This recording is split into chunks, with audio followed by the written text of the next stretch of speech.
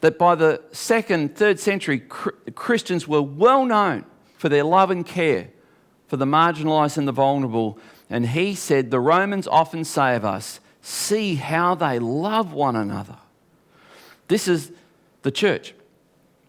So rather than viewing illness as a punishment for sins, the early Christians believed that the sick deserved both medical assistance and compassion. Even as they were being persecuted, Christians cared for the sick within and outside their own community. Their long experience in medical charity led to the creation of the first hospitals. So writes Professor Gary Ferngren, who was Professor of History at Oregon State University, in his book, Medicine and Religion, a Historical Introduction.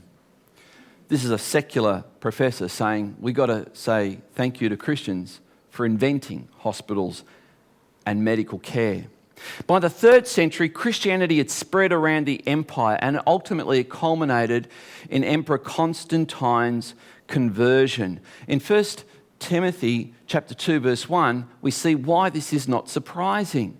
Because Christ had already said in the Beatitudes, pray for those who persecute you. And it was the Roman emperors who were persecuting Christians. So they began to pray for them. And this is how Paul wrote to Timothy, first of all, then I urge that supplications, prayers, intercessions, thanksgivings be made for all people, for kings and all who are in high positions, that we may lead a peaceful and quiet life, godly and dignified in every way. And that's the point. You see, we need to be involved in the political process so that the gospel can reach more people. And if I can just jump to the 21st century just for a moment, then we'll come back to the 3rd century. I would show you a satellite photo. I haven't got time to do it, but I'd show you a satellite photo of South Korea and North Korea. One is an atheist regime, one is a Christian country. And you have a look on Google Maps yourself and see the difference. One has freedom. One has life and liberty. The other one doesn't. By the 5th century, Rome was sacked by the Visigoths, and many blamed the rise of Christianity for it. They saw it as the gods punishing them. And against this backdrop, a Christian pastor by the name of Augustine of Hippo, and Hippo is just distinguishes him from a couple of other Augustines. Hippo was in North Africa, and Augustine pastored a really small church, but what he wrote and what he taught in that really small church is still being read today. And he wrote a book called The City of God Against Pagans. And I know that there are many people who are saying, yes, but what's the Latin of that? Well, thank you for asking.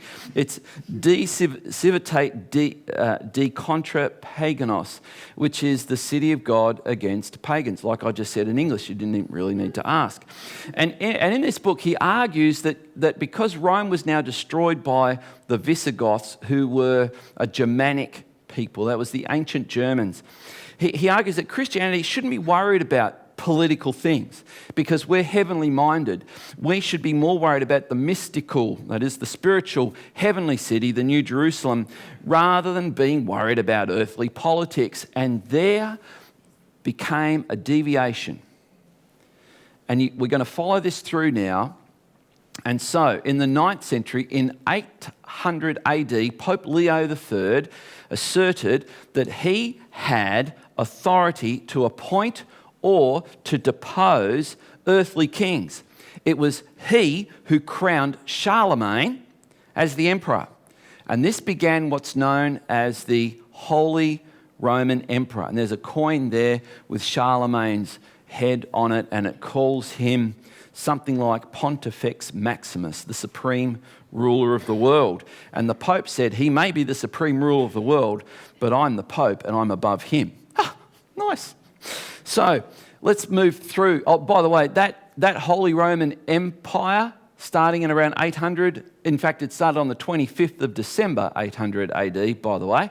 It ended in 1806 with Napoleon. That's just trivia. That's just by the way. But in the midst of that, in the 16th century, something significant happened in 1517, and it happened with a hammer. Anyone know what happened in 1517 with a hammer?